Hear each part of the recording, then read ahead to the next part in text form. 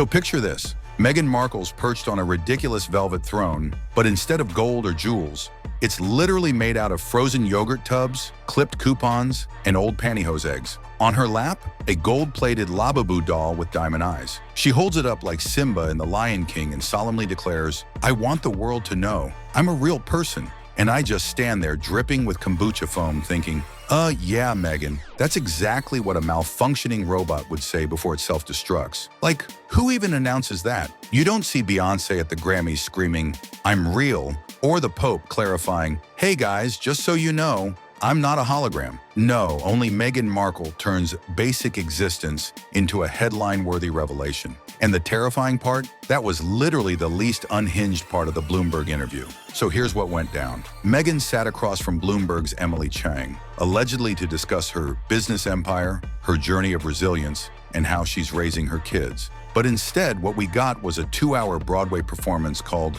The Tragedy of Pantyhose, Duchess Edition. First, she drags out the classic childhood sob stories. According to her, she lived paycheck to paycheck, hunting coupons like Indiana Jones, searching for relics, eating frozen yogurt as if it were her last meal before the Titanic sank. She actually made working in a yogurt shop sound like surviving the trenches of World War I. Then came the Pantyhose saga. Meghan claimed being told to wear nude pantyhose at palace events was the worst oppression she ever faced. I swear, she framed it like a Geneva Convention violation. Meanwhile, across the pond, Kate Middleton's probably pulling on her tights thinking, "It's called a dress code, darling, not Guantanamo Bay." And then like clockwork, she drifted into her other favorite theme, authenticity. According to Meghan, she's all about being real and true to herself. But every time she said authentic, another kombucha bottle somewhere in California burst into flames. Here's where things really started to unravel. Meghan went into full Cinderella cosplay. She claimed she grew up poor, struggling every day, surviving only because she was smart enough to clip coupons. She basically implied she was living in Dickensian London, huddled under a bridge with a can of beans. Except, her dad was a Hollywood lighting director who literally won the lottery and paid for her elite private schooling. So it's like claiming you crawled through the desert to get to school, while ignoring the fact you arrived in a limo. Then she unveiled the crown jewel of her mythology, the yogurt shop job. Meghan insisted that scooping frozen yogurt at age 13 shaped her entire financial philosophy.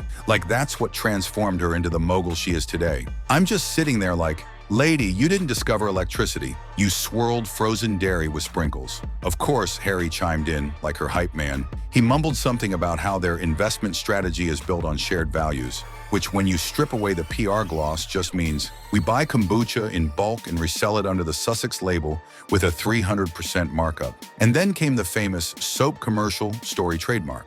Meghan proudly repeated how, at age 11, she wrote a letter to Procter & Gamble to change a sexist ad slogan and supposedly toppled Madison Avenue with her courage. The reality? Her dad orchestrated the whole thing with Nickelodeon producers. It wasn't a child-led feminist revolution. It was basically, bring your kid to PR day. Butters, of course, imagined her as Joan of Arc holding a bar of soap like a sword, storming the castle of detergent injustice. Meanwhile, I'm just shaking my head like, she didn't slay dragons, she sent a letter and got a press release. And then, oh man, this is where the train goes off the cliff. Cartman, smelling money, opens a pop-up attraction called the Pantyhose Oppression Museum. Tickets are $50 a pop. He's got mannequins wearing nude tights, moody lighting, and a wax statue of Meghan holding her leg like she's lost in battle. Harry works the entrance in a plastic Burger King crown, waving a Labubu doll like it's the royal scepter. Back on Bloomberg, Meghan declares that her brand is authentic. To prove it, she fires up Instagram Live.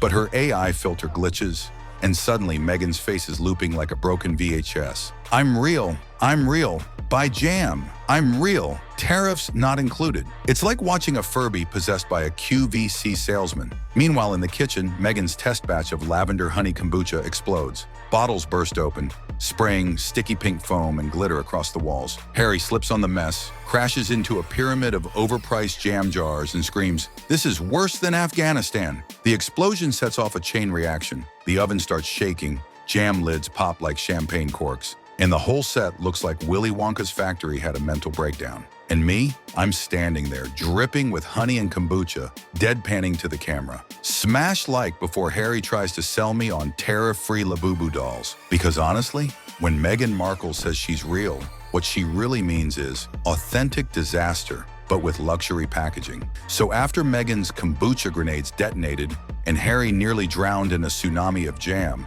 you'd think they'd back down, right? Nope. This is Meghan Markle we're talking about. She looked directly at the sticky, glitter-covered wreckage and doubled down harder than ever. She announced the launch of her new product, a big kombucha trademark.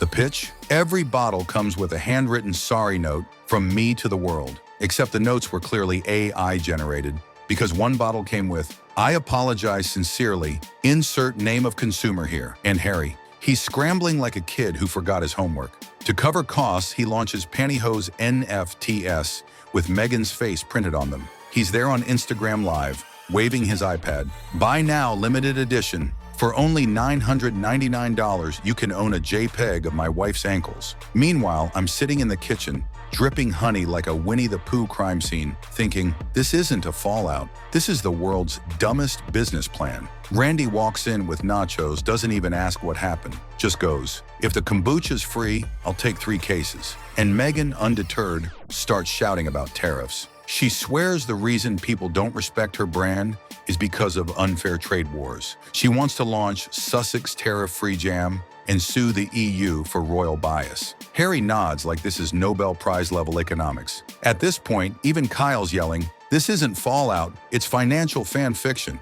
And then, bam, the outside world piles on. Within minutes, fake BBC headlines flash across the screen. Hashtag Pantyhosegate divides nation, Duchess versus dress code, Bloomberg stock plummets after Meghan declares herself real, royal jam tariffs threaten global trade. On Twitter, X, hashtags start trending like wildfire. Hashtag kombucha crisis, hashtag Duchess of discounts, and my personal favorite, hashtag she sells sob stories by the seashore. TikTok kids make memes of Meghan's "I'm real" line by syncing it with Labubu dolls, bobbing their heads to trap beats. Even South Park Elementary gets in on it. Cartman sells t-shirts that read, "I'm real, no refunds." But the real kicker? Meghan's neighbors in Montecito start protesting. They gather outside her mansion with signs that say, "No more tariffs on kombucha," and "We just wanted quiet, not glitter bumps." One guy even drags out his recycling bin, slams it on her lawn and yells, "This is your kombucha mess?" And in the middle of it all, Harry's caught on TMZ scalping fake autographs. He's literally signing Prince William on baseball caps and selling them out of the back of a Prius. When reporters confront him, he screams, "It's performance art." The backlash isn't just public, it's global. Sky News hosts laugh on air, royal commentators clutch their pearls, and somewhere in Buckingham Palace, King Charles just sighs into his tea, muttering, "Should have sent them to space instead of California." And so, after all the smoke, glitter, and tariffs settle, what's left? Meghan, still standing in the wreckage of her exploded kitchen, insists she's authentic. She clutches a kombucha bottle like it's Excalibur and says, "This isn't about money, it's about truth." And then the bottle cap flies off and smacks Harry in the forehead. Randy strolls by again, licking lavender honey off his fingers, and mutters, "If authenticity tastes like this, I'll pass." Meanwhile, I'm just trying to make sense of it all. Meghan Markle takes completely normal life stuff, like pantyhose, scooping yogurt, putting a plate in the sink, and spins it into a 3-act tragedy with global stakes. She's not authentic. She's basically Broadway's most dedicated drama student, still auditioning for a role nobody cast her in. The media wraps it up with fake headlines like, "Duchess defeated by own glitter," and "Harry faces bankruptcy after Labubu tariff war." And then it hits me. The moral, the only lesson to take away from this circus is, when someone has to repeatedly scream, "I'm real," that's the clearest sign they're selling you the fakest story of all. Right as I say that, Labubu dolls start raining from the sky like a biblical plague. One clocks Harry straight in the face and knocks him into a puddle of sticky kombucha. He's flailing, shouting, "I'm drowning in authenticity." And I turn to the camera, covered in glitter and honey, deadpan as ever. Like and subscribe before Meghan trademarks tariffs on bottled air.